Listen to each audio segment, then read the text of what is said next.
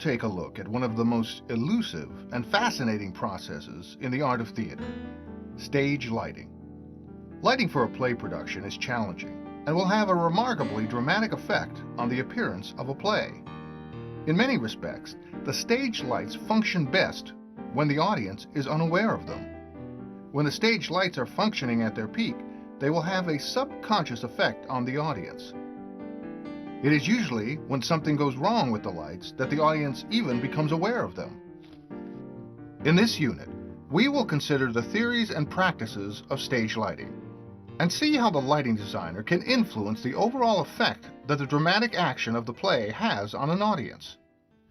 We will consider the basic functions of stage lighting. We'll look at the controllable factors of light and see specifically how a light designer can control light. Then we'll identify the most common lighting instruments in the theater and see how a lighting designer utilizes these. Finally, we will take a step-by-step look at the process that a designer goes through to create an effective and aesthetically pleasing lighting design. First, we'll look at the functions of stage light. Precisely, what are the primary purposes that a lighting design serves, and how are these accomplished in a lighting design? The first function of stage lighting that we will consider is visibility. Naturally, one of the primary purposes for having stage lighting is to make it possible for the audience to see the action on stage. If the audience is unable to see the action, or if the lights are set at a level where the audience needs to strain in order to see the action, then all of the other functions of stage lighting are rendered moot. A lighting designer needs to have a strong sense of how much light must be directed into an area in order to give the proper illumination to the space and any object that may occupy that space. Too little light, and the audience will need to strain their eyes to keep up with the action. If the visibility is too low, the audience will eventually lose interest in the action. Conversely, if there is too much light directed into an area, this will have a similar effect. The strain will be the result of too much light reflecting off an object. A good lighting designer understands the range of intensity that is eye-friendly and knows how to adjust within that range in order to serve the other functions of stage lighting appropriately. Another of the functions of stage lighting is to establish the proper mood. This is an area where the lighting designer can do their magic. Is the scene one with a dark, foreboding mood? Is the play a bright and upbeat musical comedy? A lighting designer will adjust the light's intensity and color to match the mood of action on stage. We'll take a look at how this is done by manipulating the controllable factors of light in the next section. Also, the lighting designer can assist creating the proper focus of a play production.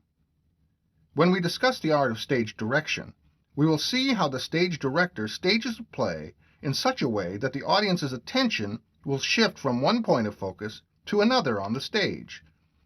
The lighting designer can assist in this process by the way he designs his lights. He may focus one light on a character and lower the intensity on the others. The use of a follow spot can be used to focus attention on a character even when he or she moves around on the stage.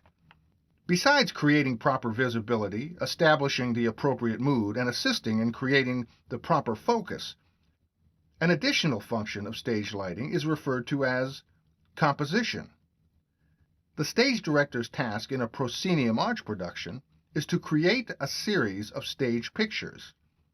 In this way, they are creating a composition that reveals the overall nature of the scene.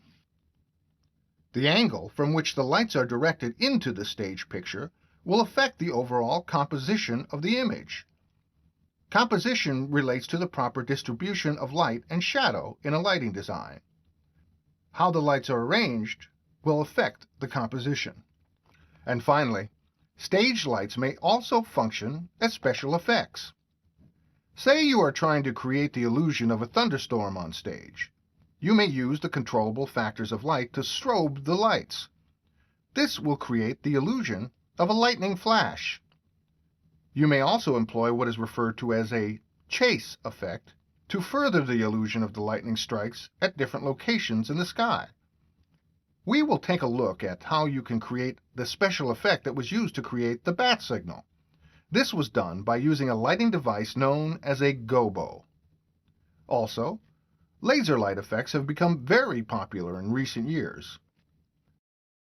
So when a lighting designer prepares to create a lighting design for a play, he needs to be acutely aware of how the factors of stage light will be used to serve the primary functions of stage lighting: visibility, mood, focus, composition, and special effects.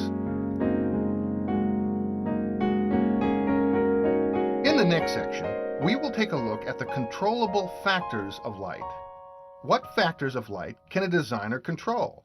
And what devices does he have at his disposal to control these factors in the service of a play production?